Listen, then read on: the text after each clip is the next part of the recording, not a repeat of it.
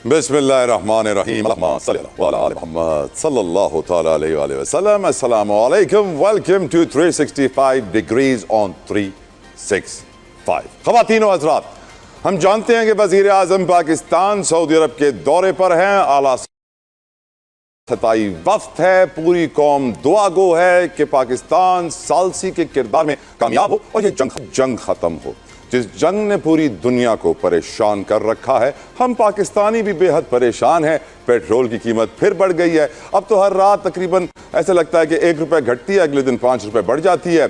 Even though कि international markets में agreement की खबरें गर्दिश करने के बाद से क्रूड ऑयल की कीमत तकरीबन $75-80 के दरमियान ट्रेड हो रही है।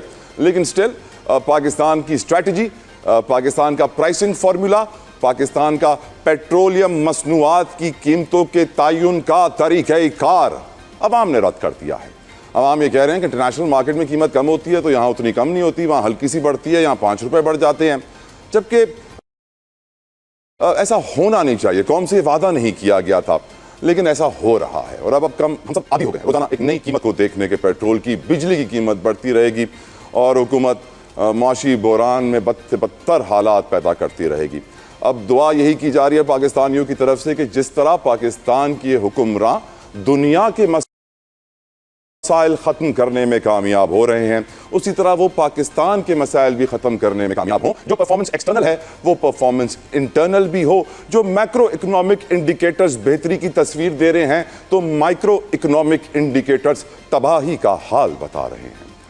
हम जानते हैं 47% गुर्बत हो, 21 साल की बुलंद तरीन बेरोजगारी हो, तारीख साज महंगाई हो, हुकूमत हर महाज पे नाकाम नजर आ रही है, जिस पे हमारे नौजवान परेशान हैं कि आखिर हमारा मुस्तकबिल क्या है, हम आगे कैसे बढ़ेंगे, हम किस तरह अपने पैरों पे खड़े होंगे। अगर हम गरीब मुल्क हैं तो हमारे हुक्मरान इतने बैरून मुल्क के दौरे क्यों करते हैं? अगर हम गरीब मुल्क हैं तो हमारे हुक्मरान हमेशा बड़ी बड़ी गाड़ियों में क्यों चलते हैं? क्यों उनके साथ 100 गाड़ियों का प्रोटोकॉल होता है?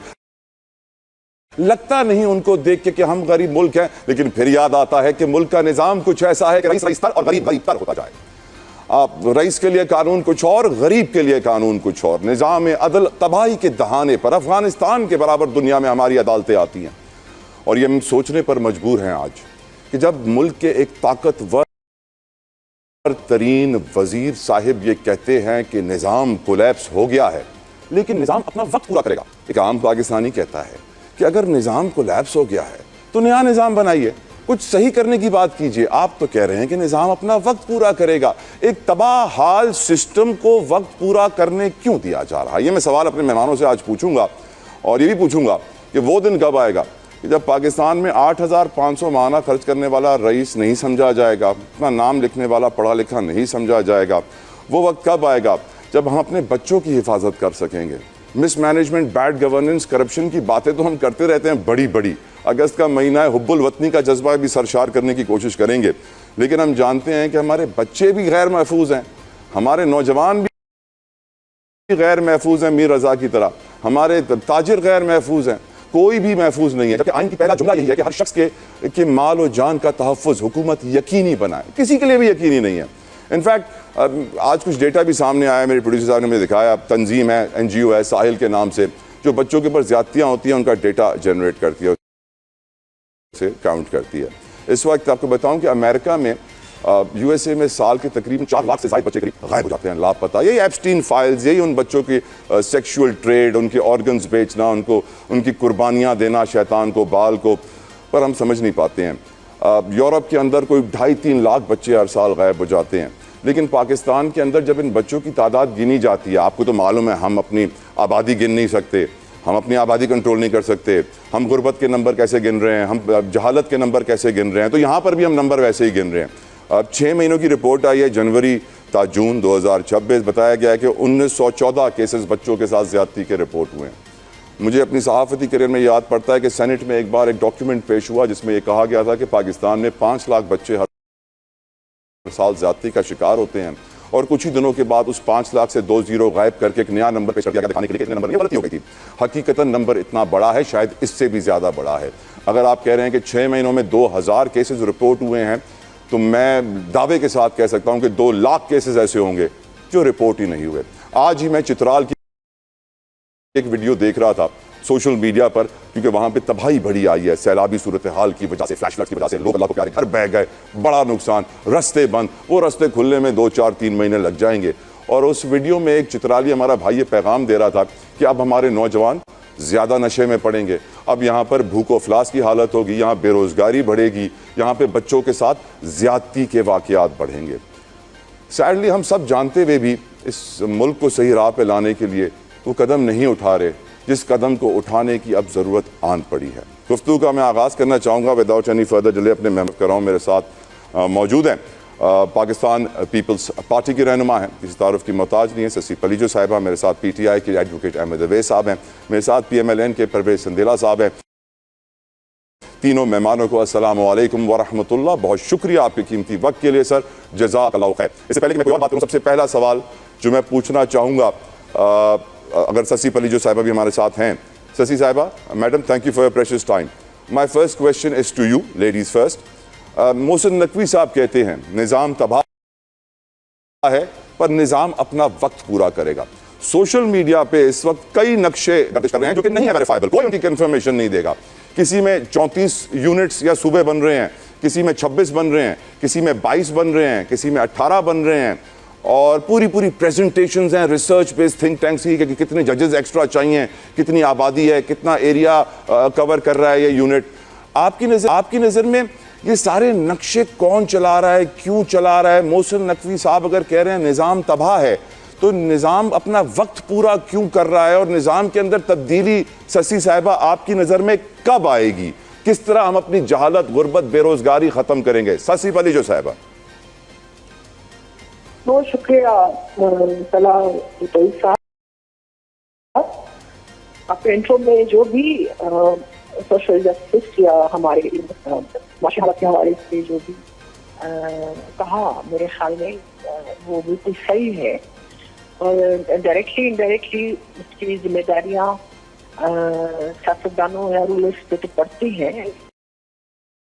अथॉरिटी में या रूलिंग हवाले से जो भी इस वक्त जिस सीट पर भी बैठना है, तो पॉलिसी मेकिंग, डिसीजन मेकिंग में उस वक्त थोड़ा बहुत जितना भी कंट्रीब्यूशन है, तो अगर पूरा का पूरा धरता है नेशनल, इंटरनेशनल, ग्लोबल हवाले से, तो सारी बातें उसका साफ करने से तक आपने सवाब की मिसाल दी कि अगर वहाँ गुर्बत बढ़ेगी, सैलाब आएगा तो वहाँ क्राइम रेट भी बढ़ेगा।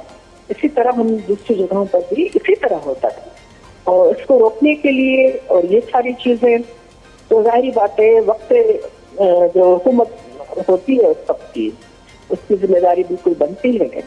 और ये अब जो कंट्रोवर्शियल किस्म की स्टेटमेंट्स,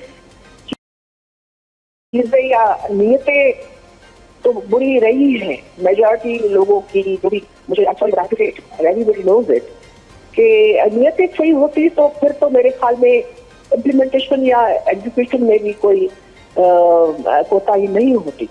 लेकिन खुद आपने अभी मिसाल दी या बात की नकीब साहब की, पर्सनली उनसे उतना कोई भी नहीं है, लेकिन द वे तो मेरे ख्याल में बात तो वो भी वही करना चाह रहे थे जो चार्जशीट उन्होंने किया है। भले वो अब वो कहें कि उन्होंने सिर्फ इस हुकूमत की बात नहीं की है, लेकिन पाकिस्तान बनने के बाद सिविलियन हुकूमतें कितनी आई है और किसका रोल ज्यादा रहा है। बहरहाल इस बहस में जाए बगैर अब जो ये हल सारा मामले का उन्होंने ये निकाला है कि सूबों को जो है तोड़ना होगा या फिर जो है मसाइल का हल शायद दूसरी गवर्नमेंट देखें।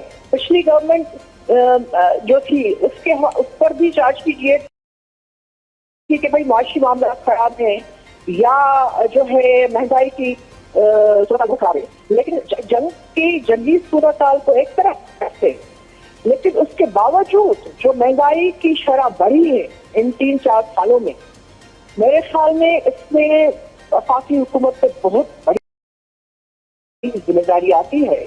और फिर ये बयानबाजियां कि आप तो एक तो वसाइल की सेटिस्फेक्शन नहीं हो रही, आइन पर उस तरीके से अमल दरामद हो नहीं रहा, तो सूबों की बात कहाँ से आ गई?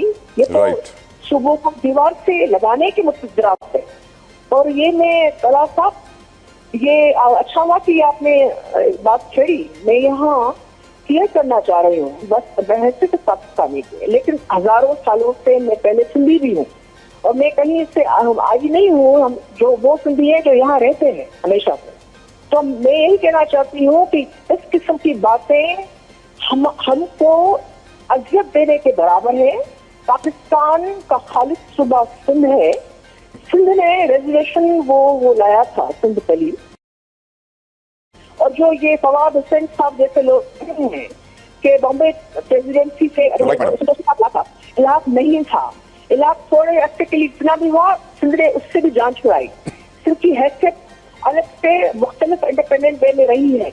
जब हिंदुस्तान में भी रियासतें थी, जब मराठा रियासत थी, रियासत था या दूसरे दारुलहुकूमत यहाँ होता था। Right madam. अब जो है सबको ये जोड़ने की बात हो रही है बार बार। आप वसाइल की तकसीम तो सही नहीं करते ऑयल गैस या इलेक्ट्रिसिटी या पानी के हवाले से, लेकिन तोड़ने के हजारों सालों पे मुहित एक तारीख, तमद्दुन, तहजीब, लैंग्वेज के हवाले से अगर मजीद ये किसी भी कोई एक्शन प्लान में जाएंगे तो उनको सामने से भी रेजिस्टेंस, रिजेंटमेंट राइट और एहतजाज का अनखुद सिलसिला ऐसा बर्दाश्त करना पड़ेगा जो फिर ये पूरी की पूरी पीछे वाली हिस्ट्री ये सबके सब भूल जाए। बिल्कुल ठीक, बिल्कुल ठीक। वाज़े पैगाम आपने दे दिया ससीफ अली जो साहिबा पीपल्स पार्टी का, कि अगर ये फैसला करते हैं कोई सूबों का तो पीपल्स पार्टी उनको तारीख साज एहतजाज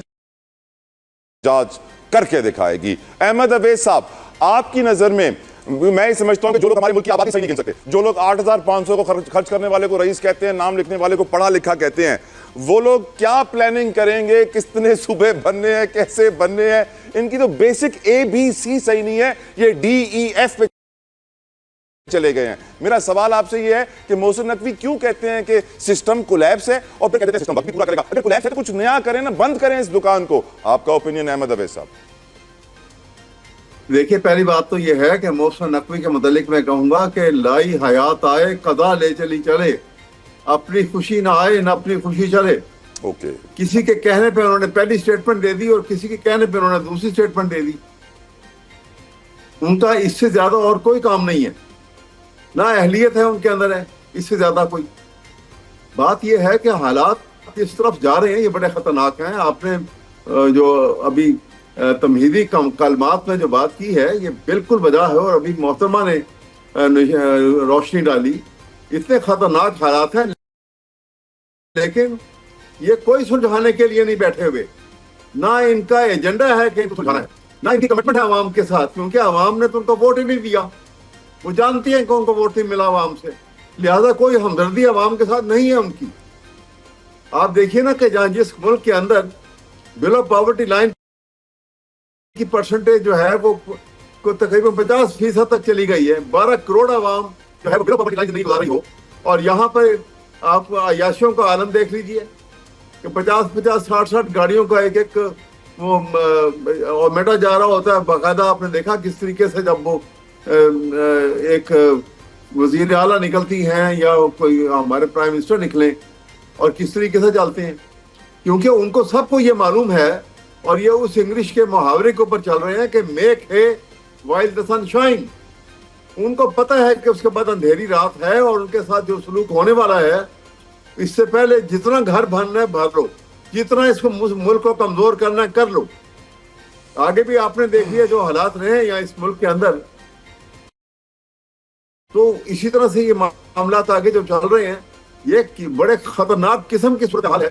आप सोचिए कि जरा सी भी बसीरत हो और इसमें होशमंदी का, वो कहते हैं अहमद साहब के कौम के अंदर इतनी गुर्बत, भूख, बेरोजगारी है कि ये कौम अब हुजूम बन गई है, ये एहतजाज नहीं कर सकती। हाँ जी, हाँ, इसलिए उसका एडवांटेज लें। पहले ये कहते थे, सुनिए, पहले ये कहते थे कि इमरान खान ने ये बिल्कुल दिवालिया निकाल दिया और उस स्टेज के ऊपर हमने आके मुल्क को संभाल के इकोनॉमी बेहतर कर दी। अब मैं आपको अगर मवाजना कर दूं दो सत्रों में, तो $120 पर बैरल जिस वक्त कीमत थी इंटरनेशनल मार्केट में, इमरान खान ने 150 रुपए जो है वो ऑयल प्राइस जो है पर लीटर रखी हुई थी यहाँ पर। अब 80 है। अब वो 80 कहते हैं इमरान खान को डॉलर जो जेल है में भी प्राइस इसीलिए है। रखा गया है। यह इसीलिए $80 प्राइस है एक बैरल की, और आपने देखा कि 340 सर वो रुपए तक कहते हैं पहुंच कि गए हैं। बेनजीर भुट्टो पाकिस्तान को फायदा पहुंचाने आई थी, इस दफा इसलिए उसको शहीद कर दिया गया। जो ताकतें पाकिस्तान को फायदा पहुंचाने आ रही होती हैं, कहते हैं उनको रास्ते से साफ कर दिया जाता है। बस वो देख लीजिए, ये सिलसिला जो है अब सबसे बड़ा जो खतरनाक खेल खेल रहे हैं ये, वो आजाद कश्मीर में खेल रहे हैं। आप सोचिए कि ये आजाद कश्मीर जो है, ये वो जगह है, वो इलाका है आजाद कश्मीर का, कि जहां पर आप यूं समझ लीजिए कि पंजाब के लोगों का बिलखसूस पंजाब से लेकर नीचे सिंध तक जो लोग बसते हैं, क्योंकि जब ये दरिया जो है अल्टीमेटली पानी जो है समंदर में जाता है। जी हाँ, जी हाँ। तो ये जब पंजाब से और सिंध से गुजर के जाता है। सर बहुत सारे तज्जियाकार तो, अहमद साहब, से बहुत सारे तज्जियाकार तो ये भी कह रहे हैं कि आज़ाद जम्मू और कश्मीर में इंतखाबात करवाने के बाद अब चांसेस हैं बहुत ज़्यादा कि इलेक्शन कमीशन पाकिस्तान में भी जब इंतखाबात करवाए तो मरहलावार करवाए और इंडिया को कॉपी करने की कोशिश करे, क्योंकि मरहलावार करवाना थोड़ा सा आसान हो जाता है। खैर, I'll have to move forward. Ahmad साहब, I'll come back to you. Ahmad साहब, sorry. संदीला साहब, thank you for your patience, sir. आप क्योंकि रूलिंग पार्टी को बिलोंग करते हैं तो इसीलिए I come to you at the end. Thank you for your patience. संदीला साहब, बड़ा सिंपल सी बात है सर, सिस्टम कोलैप्स है तो सिस्टम सही करें ना सर। सिस्टम सही करने की बात नहीं हो रही, वो कह रहे हैं सिस्टम चलता रहेगा। आपको क्या लगता है सर, सिस्टम सही होना चाहिए?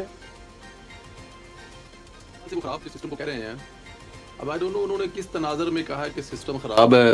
अगर देखा जाए तो खराब सिस्टम जो है वो ना तो हिंदुस्तान से मार का हक जीत सकता था मेरे ख्याल में। ये तो एक बहुत बड़ी हकीकत है। जो ख्वाब कभी हम देखा करते थे कि हिंदुस्तान को इस तरह की वाज़ेह अक्सरियत देंगे, वो इसी सिस्टम ने जीती है। दुनिया में 200 से ज़ायद अक़वाम है, अमेरिका और ईरान की जंग लगी है, तो इसी सिस्टम के तहत वो जंग रखवाने की कोशिश की गई है। उसमें पाकिस्तान वो है जो हराबुल दस्ता था। सर वो कहते हैं ये सारी अचीवमेंट्स फील्ड मार्शल की हैं, शहबाज शरीफ साहब ने कुछ नहीं किया।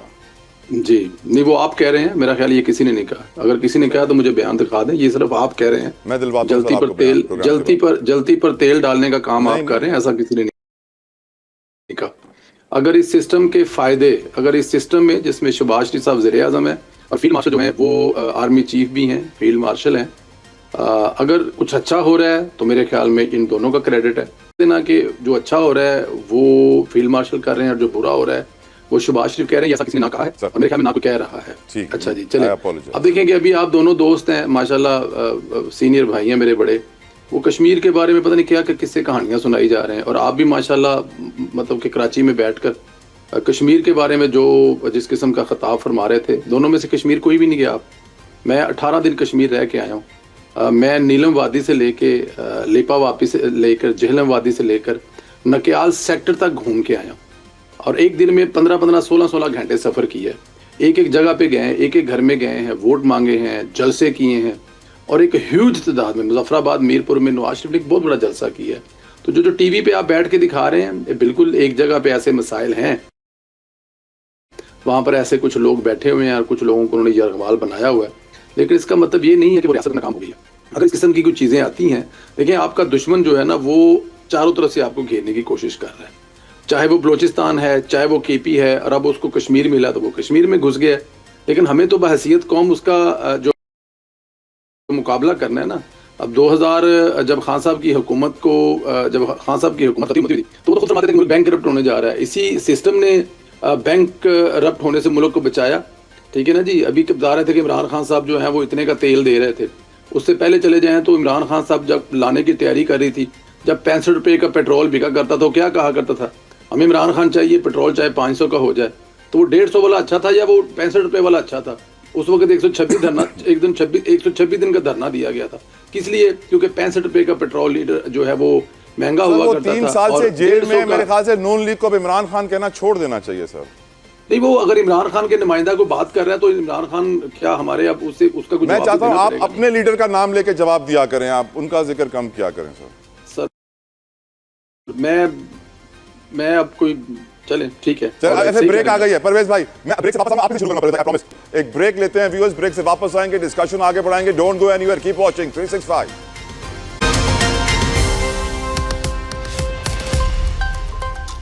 कुरान पाक में अल्लाह ताला ने शैतानी खुदा बाल का जिक्र किया और हमें बताया कि ये क्या चीज़ है। और फिर एप्स्टीन फाइल्स के अंदर हमें मालूम पड़ा, पूरी दुनिया को मालूम पड़ा कि ये तो आज तक बाल की पूजा कर रहे हैं, बच्चों की कुर्बानी दे रहे हैं, बच्चों के साथ ज्यादती कर रहे हैं। मैं जिक्र इसलिए कर रहा हूं कि आज दुनिया में पेडोफाइल्स की तादाद बहुत बढ़ गई है, जो बच्चों के साथ ज्यादती करते हैं, उन्हें अपनी जिनसी हवस का निशाना बनाते हैं। पाकिस्तान में भी कुछ ऐसी सिचुएशन है, अमेरिका में कोई 4 लाख के करीब बच्चे हर साल गायब हो जाते हैं, यूरोप के अंदर को 3 लाख के करीब बच्चे हर साल गायब हो जाते हैं। पाकिस्तान के नंबर उठाता तो बहुत छोटा मिलता है और मैं हैरान होता हूं। फिर मालूम पड़ता है कि हमें तो गिनना ही नहीं आता, हमारे यहाँ तो रिपोर्टिंग ही नहीं होती, हमारे यहाँ तो सिस्टम कोलैप्स हो गया है। साहिल एक बड़ी अच्छी तंजीम है, वो ये डेटा जमा करती है, उसकी डेटा के मुताबिक कोई 1914 बच्चों के साथ ज्यादती हुई है 6 महीनों में, जो रिपोर्ट हुए हैं। अनरिपोर्टेड ये हार्डली 10%, 5%, लेस देन 10%, 90 से ज्यादा परसेंट अनरिपोर्टेड नंबर है। हम आज अपने बच्चों को तहफ़्फ़ुज़ फराहम नहीं कर पा रहे, हम किसी को भी तहफ़्फ़ुज़ फराहम नहीं कर पा रहे हैं। और ये वो सवाल है मिसमैनेजमेंट, बैड गवर्नेंस का, जो मैं परवेज़ संदेला साहब आपके सामने रखना चाहता हूं। सर, अब पूरी दुनिया एप्स्टीन फाइल्स के बाद अपने बच्चों के तहफ़्फ़ुज़ के लिए काम कर रही है। हमारे यहाँ तो हाल ये है कि हम क्या गुर्बत ख़त्म करें, हम क्या बेरोज़गारी ख़त्म करें, हम क्या महंगाई ख़त्म करें, हम क्या अपने बच्चों का तहफ़्फ़ुज़ करें। आपकी नज़र में आज एक आम पाकिस्तानी नून लीगी रहनुमाओं से पूछना चाहता है हुजूर कि हम दुनिया के मसले तो ख़त्म करने के लिए आगे हैं, हम अपने मसले ख़त्म करने के लिए कब इस तरह पेश आगे होंगे और इस तरह की फुर्तियाँ दिखाएंगे? परवेज़ संधीला साहब। जी, पहली बात तो ये है कि मेरे ख्याल में हालात इतने भी ख़राब नहीं होते जितने मतलब कि आपके प्रोग्राम में बढ़ा चढ़ा कर पेश किए जाते हैं। पूरी दुनिया में ये जो मसाइल हैं, ये बच्चों के साथ ज्यादती या फिर दूसरी तरह तमाम ज्यादती है, पूरी दुनिया में है। और जाहिर है 26 करोड़ अवाम है पाकिस्तान में, और 26 करोड़ अवाम में अल्लाह ना करे कोई ऐसा अगर वाक़या एक आध होता है तो वो नहीं होना चाहिए, इबरत का निशान बनना चाहिए। और ऐसा होता भी है, कम से कम पंजाब की हद तक तो काफ़ी हद तक इस पर कंट्रोल पाया है और मज़ीद भी उस पर काम हो रहा है। लेकिन ये क्योंकि अज़ल से लेकर चल रहा है, ये कोई आज या कल का प्रॉब्लम नहीं है। ये मेरे ख्याल में अगर 200 साल या 400 साल पहले भी जाएंगे तो इस किस्म के जो वाक़यात होते हैं रोकने चाहिए, सद्देबाब होना चाहिए, निशान इबरत बनना चाहिए। लेकिन इतने हालात ख़राब नहीं है जितने कि आप बता रहे हैं या जितनी चीज़ें बताई जा रही है। 26 करोड़ अवाम है, आपके नेबर में हिंदुस्तान है, आप इंग्लैंड में चले जाएँ, दुनिया के जदीद तरीन मुल्क हैं, आप न्यूयॉर्क में चले जाएँ, मेरे ख्याल में जितने न्यूयॉर्क में या लंदन में इस किस्म के वाक़यात होते हैं, जितने कत्ल होते हैं, इतनी की जो चोरियाँ होती हैं या जितने दूसरे सारे मसाइल होते हैं, वो मेरे ख्याल में उसमें पाकिस्तान तो आपको बहुत अच्छा लगेगा। हाँ, ये एक अलहदा बात है कि वहाँ के टीवी टॉक शो बैठ के शाम को अपने मुल्क में होने वाली ऐसी चीज़ों को पदरा वो पूरी दुनिया के सामने तमाशा नहीं बनाते। घर के मसाइल हैं, घर में हल करने की कोशिश करते हैं। लेकिन हमारे यहाँ रवाज थोड़ा सा दूसरा है, तो उसमें आकर ये चीज़ें ज़्यादा लगती हैं जिस तरह से बढ़ा चढ़ा कर पेश की जाती हैं। लेकिन फिर भी ये जो एक आध वाक़या भी है या अल्लाह ना करे किसी के साथ भी है, और 6 महीने में एक हो या साल में एक हो, वो भी नहीं होना चाहिए। और करने वालों के साथ बिल्कुल ऐसा ही कानून होना चाहिए, ऐसा ही सलूक होना चाहिए कि दोबारा वो इबरत का निशान बन जाए। बिल्कुल ठीक। सस्सी पलीजो साहिबा, आप क्योंकि एक माँ भी हैं, एक बहन भी हैं, एक बेटी भी हैं और सोशल इश्यूज़ को ज़्यादा समझती भी हैं, फैमिली का हिस्सा भी। मेरा आपसे सवाल ये है कि जो मैंने बात की, क्या आपको लगता है कि मैंने बढ़ा चढ़ा के पेश किया जिस तरह परवेज़ संधीला साहब ने कहा? क्या आपको लगता है कि हम ज़बरदस्ती नेगेटिविटी फैला रहे हैं, या आपको एप्स्टीन फाइल्स की इंफॉर्मेशन अगर आप तक है कि वो बच्चों को पहले डराते थे, फिर उनको ज़िबा करते थे, उनका खून भी पीते थे, ये इंफॉर्मेशन तो बहुत सारे लोगों तक पहुंच चुकी है। सस्सी पलीजो साहब, आपका नजरिया इस मिसमैनेजमेंट, बैड गवर्नेंस और बच्चों को तहफ़्फ़ुज़ ना फराहम करने पर? सस्सी पलीजो साहब। मैं इसका जरूर जवाब देना चाहती हूँ। बड़ा ही ये जरूरी है कि जब हम स्पेशल जस्टिस बात करते हैं, जस्टिस सिस्टम की बात करते हैं, और ये बिल्कुल इंटरलिंक्ड है हमारे गुड गवर्नेंस या बैड गवर्नेंस इश्यूज से। नेचुरली जो है हमारा लॉ एनफोर्सिंग जो हमारे हैं एजेंसीज हैं मकामी सतह पर या लोकल इश्यूज को हम देखते हैं, तो कई सारे इश्यूज जो है वो जो क्राइम या इवन क्रिमिनल नेग्लिजेंस की बात करें तो उससे भी हमारे पूरा स्ट्रक्चर या सिस्टम उसमें इंटरलिंक्ड है। लेकिन इससे पहले थोड़ा सा क्योंकि बात रिकॉर्ड की दृष्टि की है, तो मैं अपने भाई परवेज साहब ने कहा कि हमने वफाकी हुकूमत की जिम्मेदारी तो नहीं बनाई। यहाँ तो चूंकि उसमें दूसरे लोग हैं, भाई मार्का हक जो था, everybody is very well aware of the fact कि उसमें बिल्कुल हमारी लॉ एनफोर्सिंग एजेंसीज, खासतौर पर जो है हमारी एयरफोर्स और दूसरी जो है आर्मी, उन्होंने जबरदस्त किरदार अदा किया।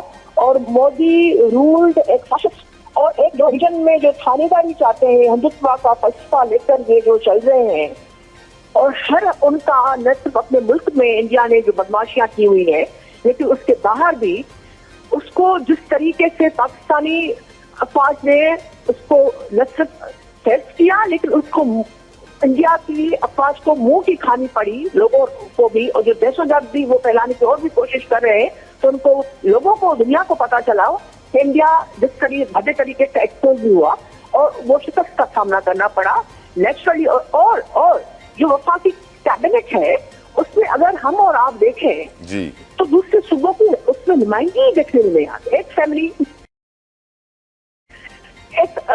फ्रेंड्स, असम्बली से लेकर बेटी उसे लेकर एब्सोल्यूट मेजॉरिटी, यानी सिंध, खैबर पख्तूनख्वा और बलूचिस्तान में लोग शायद अहल इनको मिलते ही नहीं है। भाई अगर पीपल्स पार्टी हिस्सा नहीं बन रही कैबिनेट का, तो दूसरे सूबे उनकी पार्टियां, उनकी तो खुद की तो बैठी है ना, तो यहाँ एब्सोल्यूट मेजॉरिटी में जो फैसले होते हैं, तो हम और आप चाहे ना चाहे, जरूरी नहीं है कि हमारा कोई शौक हो तो उनको तनकीद का निशाना बनाए। तो मुस्लिम लीग नून की हमेशा से ये सोच और फलसफा ही रहा है कि जो भी चीज करनी है अपनों में, तो सूबे वो भाड़ में जाए, आइन की जो रिक्वायरमेंट एक तरफ हो जाए, मैशत कहाँ जा रही है, बस ये खुश है, उनका सुबह जीटी रोड तक खुश है तो वो ठीक है। ये जो आपने बात की बच्चों के हवाले से, ये बड़ा गंभीर इशू है, बिल्कुल इसको डिस्कस करना पड़ेगा मुख्तलिफ फोरम पर, और हमारी जो इदारे इसको डील करते हैं, चाहे वफाकी हुकूमत के हों या प्रोविंशियल गवर्नमेंट के हों, दोनों की जिम्मेदारी बनती है। और हमें लोगों को इंसाफ मुहैया करना पड़ेगा ताकि ये सारी चीजें और उनका हल, और उनकी जो लोग मायूस इससे भी होते हैं कि उनका अगर बच्चा मशक, तो बेरोजगारी तो है, हाथ में खाने के लिए नहीं है, ऊपर से उनके बच्चे भी महफूज न हो, तो ये सफोकेशन बढ़ती है। पॉलिटिकल सफोकेशन तो वैसा ही है जो स्पेस से उछलता जा रहा है सिस्टम में, इस निजाम में। ये हम और आप नहीं कहेंगे तो दूसरे लोग नहीं बताएंगे। ये इम्प्रूवमेंट, ये इस्लाह, ये रिफॉर्म हमें ही लाना पड़ेंगे, और ये भी इंटरलिंक्ड है कि सियासी पॉलिटिकल स्ट्रक्चर का आपका बेहतर है, इंसाफ की रसाई हो रही है, जुडिशरी अगर अच्छा काम कर रही है, पुलिस ठीक है, तो नेचुरली इंसाफ सबको मिलेगा, जिसमें बच्चे भी बहुत बड़ा हिस्सा है। बिल्कुल, well said madam. Ahmad Awais साहब, how do we save our kids? हम अपने बच्चों को कैसे बचाएं? पाकिस्तान में सेक्सुअल फ्रस्ट्रेशन, डिप्रेशन, सप्रेशन तारीख की बुलंद तरीन सतह पर है सर। देखिए, बहुत ही इम्पोर्टेंट और ये ऐसा सब्जेक्ट और ऐसा आपने ये सवाल किया है कि जो इंतहाई तशवीशनाक है। और यहाँ पे आपको जिस तरह बच्चों की अगवा की भी आपने बात की, देखिए ये पाकिस्तान की सूरत हाल जो है वो अमेरिका या यूरोपियन कंट्री से बहुत मुख्तलिफ से लिहाज से है कि जो लोग बिलो पॉवर्टी लाइन जिंदगी गुजार रहे हैं, उनका तो आदाद शुमार कहीं नहीं आपको मालूम है। वो कितने बच्चे हैं, कितने अडल्ट हैं, कितने बूढ़े हैं, कितनी खवातीन हैं, क्या उनकी परसेंटेज है, वो रहते कैसे हैं, वो खाते पीते कैसे हैं, उनके बच्चे इनवेरिएबली अगवा होते रहते हैं। वो अगर तादाद आपको कोई इस मुहिम पे चल पड़े और तादाद निकाले तो वो हजारों में वो जो है वो एक साल में बच्चे जो हैं वो गायब होते हैं, लेकिन ना कोई पुलिस उनको सुनती है, ना कोई और डिपार्टमेंट सुनता है, वो जानवरों से बदतर है। और इसके अलावा देखिए जो है हुकूमत, उसका क्या काम होता है? उसका काम होता है कि हुकूमत का काम है कि वो जो अवाम की नुमाइंदगी करे, लेकिन जब नुमाइंदगी करने के हिसाब से वो वोट ही लेके नहीं आए नुमाइंदगी का, तो वो क्यों करें? वो जिनकी फेवर से आए हैं वो उनको सलूट करेंगे, वो उन्हीं के बूट पॉलिश करेंगे और उन्हीं का काम करेंगे। सर मैं आप ही से गुफ्तगू शुरू करूंगा, मैं मजबूर हूं ब्रेक लेने के लिए, लाइव प्रोग्राम है, I am so sorry viewers, we have to take a break के हम गुफ्तगू आगे बढ़ाएंगे। पीटीआई ने जो एहतजाज की कॉल की है उस पर डिस्कशन करेंगे आफ्टर दिस ब्रेक। गुज़िश्ता रोज हम जानते हैं कि इमरान खान की असीरी में कैद में 3 साल मुकम्मल होने की वजह से मुल्क गिर एहतजाजी पीटीआई ने किया, जलसा भी किया और सोहेल आफरीदी ने एक बड़ा ऐलान भी किया। वो ऐलान करते हैं कि 27 सितंबर को इस्लामाबाद की जानिब लॉन्ग मार्च किया जाएगा अगर हमारे मुतालबात न माने गए। अहमद अवैस साहब आपसे शुरू करूंगा। अहमद साहब, जब मैंने ये उनका बयान देखा कि बड़े अंदाज से वो एक लहू गरमा रहे हैं सारे शायकीन का, मौजूद वहाँ पे लोगों का, मेरा सवाल आपसे ये है कि जब मैंने फिर सोशल मीडिया खोला तो मैंने देखा कि जो पीटीआई हिमायती यूट्यूबर्स हैं वो खुद सोहेल आफरीदी पे तनकीद कर रहे थे कि भाई आपने लॉन्ग मार्च करना था तो जल्दी कर लेते, ये 27 सितंबर की तारीख दे दी और कह दिया कि मुतालबात ना माने गए, तो यानी 27 सितंबर से पहले कुछ ना कुछ डील हो जाएगी, इसीलिए इतना लंबा टाइम दिया गया। अहमद अवैस साहब, योर ओपिनियन सर। देखिए, ये बड़ी बात तो दुरुस्त है कि एक तरफ आप मीटिंग बुला रहे हैं, एक तरफ प्रोटेस्ट मीटिंग है, फिर आप इतना लंबा एक उनको ब्रीदिंग टाइम दे रहे हैं, क्योंकि हमारे जो इस वक्त मुखालिफ फोर्सेस जो है ना वो ऑपोजिशन की शक्ल में या हुकूमत की शक्ल में नहीं है, वो बाकायदा एक मुहाज के ऊपर हाथ में हथियार लिए जान और माल की हिफाजत के अलावा उसकी बजाय वो मार धाड़ पे हैं कि इनको मार के इनके ऊपर जबर करके जुल्म करके इनको इतना हरासा कर दिया जाए कि ये इस काबिल ना हो कि ये आज़ादी की, जमहूरियत की और आज़ादी राय की बात कर सकें। इसलिए ये इतना लंबा टाइम देना बड़ी अचंभा की बात लगती है और शायद इनएक्सपीरियंस्ड है, शायद उनको मालूम नहीं कि एक पब्लिक मूवमेंट जो है वो चलाई कैसे जाती है। Is he compromised? अहमद साहब, is सोहेल आफरीदी compromised? सुनिए, मैं कहने लगा हूँ, मैं कह रहा हूँ, उनसे हटकर उनको उनकी असाइनमेंट नहीं दे दी गई है कि तुम इनको तोड़ो, इनके अंदर दरारें डालो, इनके अंदर जो है एक ऐसी सिचुएशन पैदा करो कि ये कोई पॉजिटिवली किसी कैंपेन को सही तरीके से आगे ले जा ना सके। राइट। परवेज संधीला साहब, आपकी नजर में पीटीआई की लॉन्ग मार्च की कॉल, सोहेल आफरीदी का अंदाज बयां, क्या पीटीआई को एहतजाज करने का स्पेस आपकी नजर में हुकूमत को देना चाहिए या फिर ये इंतशारी टोला है, इसको एहतजाज की इजाजत नहीं? परवेज साहब जी, मैं बिल्कुल इस पर कमेंट करता हूँ, मुझे सिर्फ 30 सेकंड चाहिए। अभी आप बच्चों के बारे में बात कर रहे थे सर। लाहौर सेफ सिटी में एक अदारा बनाया गया मेरा प्यारा के नाम से। ये वर्चुअल एक चाइल्ड सेफ्टी सेंटर है जिसका मकसद जो कि गुमशुदा बच्चे हैं, लावारस लोग हैं, उनको तलाश करना, और इस मनसूबे को 2026 में इकवाम मुत्तहिदा ने जो है वो बाकायदा तौर पर आलमी सतह पर सराहा और अवार्ड दिया है। अच्छा, इसमें अब तक तकरीबन 1,45,000 बच्चों पर काम किया जा चुका है, जिसमें 76,000 जो बच्चे हैं वो अपने वालिदैन से या बुजुर्ग या बूढ़े जो गुमशुदा हुए हैं वो मिलाया गया है। तो ये बहुत सारी चीजें जो है ना वो पॉजिटिव भी होती हैं। जाहिर है आपको ये बात पसंद नहीं आई होगी। नहीं आई, आपको ये लग रहा है? मुझे अंदाजा है जी, मुझे अंदाजा है। साहिल की रिपोर्ट कह रही है सबसे ज्यादा 80% केसेस पंजाब से रिपोर्ट हुए हैं। साहिल की रिपोर्ट पे केस होना चाहिए। मेरे सवाल पे आ जाए सर। प्रेस कर लेते हैं, अगले सवाल को छोड़ देते हैं। मैं आपको बता रहा हूं कि जहां पर मैं तो पाकिस्तान में रह के सवाल पूछ रहा हूं सर, आप तो पाकिस्तान से बाहर रह के जवाब दे रहे हैं ना सर। बड़ा फर्क होता है पाकिस्तान में रह के सवाल पूछना और पाकिस्तान से बाहर बैठ के जवाब देना। थैंक यू परवेज संधीला साहब आपके कीमती वक्त के लिए। थैंक यू अहमद अवैस साहब आपके कीमती वक्त के लिए। प्रोग्राम का हो गया है, लेकिन व्यूअर्स एक बात बड़ी क्लियर है कि जो लोग जानते हैं कि ग्राउंड रियलिटी क्या है, जिनका काम है अवाम की आवाज बनना, जिनका काम है अपने गरीब पाकिस्तानी बेरोजगार नौजवानों के लिए आवाज उठाना, हम ये आवाज उठाना नहीं छोड़ेंगे। हम अपने बच्चों के तहफ़्फ़ुज़ को यकीनी बनाए बगैर चुप नहीं बैठे, चाहे किसी को भी बुरा लगे। अपना ख्याल रखिएगा, मुझे दुआ दीजिएगा, मुश्किल वक्त आ सकता है किसी पर भी, अल्लाह खैर करे। अंटिल नेक्स्ट टाइम, अल्लाह हाफिज़।